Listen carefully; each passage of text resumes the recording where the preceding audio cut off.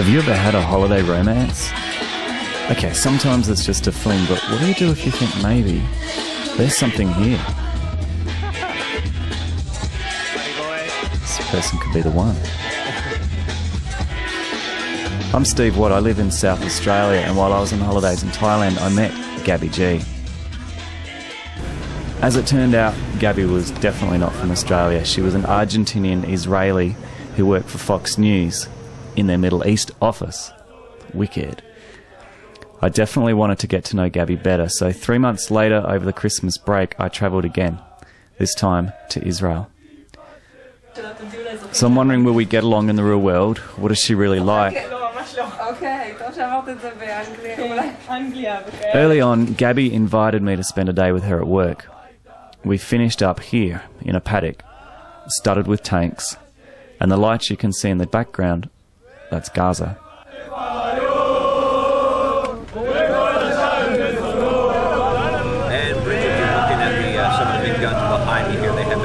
Throughout most of the day after shelling the Palestinian targets last night. The Israeli military says they just want to wait and see the Palestinian response. Fired roughly 36 shells at the northern end of the Gaza Strip. They're striking at targets the army says Palestinians were using to fire their homemade Qassam rockets.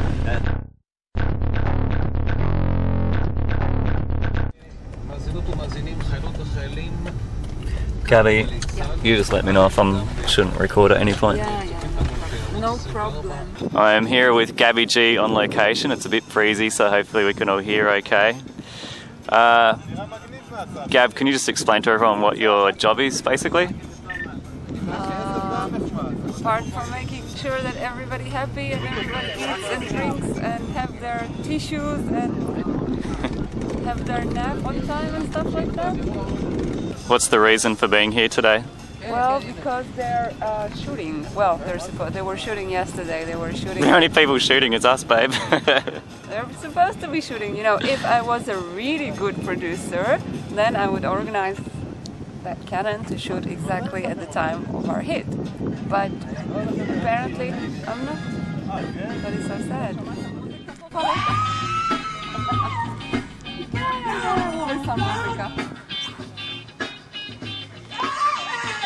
Just heard that we have a live hit in a couple of hours, so I have to make sure that the reporter knows and he knows what to say and make sure he has all the information he needs and get more if he needs more, and set the satellite time and book the satellite and make sure the crew takes their gear and we have a good position, a good angle.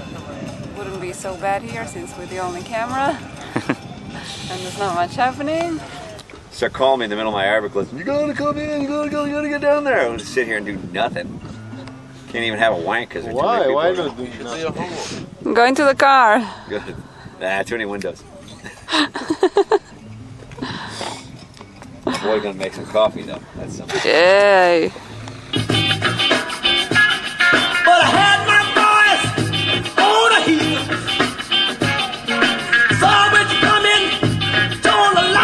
Ridiculous. There's so much going on. We're all sort of cheering each other.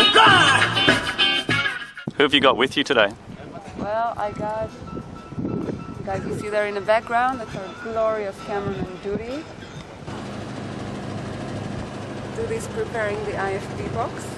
He dials that into New York, and so Mike can hear the program of Fox News, and he can hear the anchorman talking to him. You gotta hear it on the phone, you can't hear it off mic, otherwise there's an 8-second delay and he will be very confused to hear that.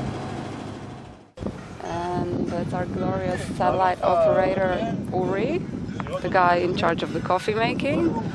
There's 2 soldiers chatting them up. What do you think the soldiers are about? They're just chatting. They were wondering how can they get into Fox News. They're looking for their next job. They look very young. They look less than 20. They're fresh soldiers. They would be about 18 and a half years old. Uh-oh, he dropped one. Oh. Did you get that on film? Did you get that on film? Uh-oh, oops. That can't be good. That's how the war started.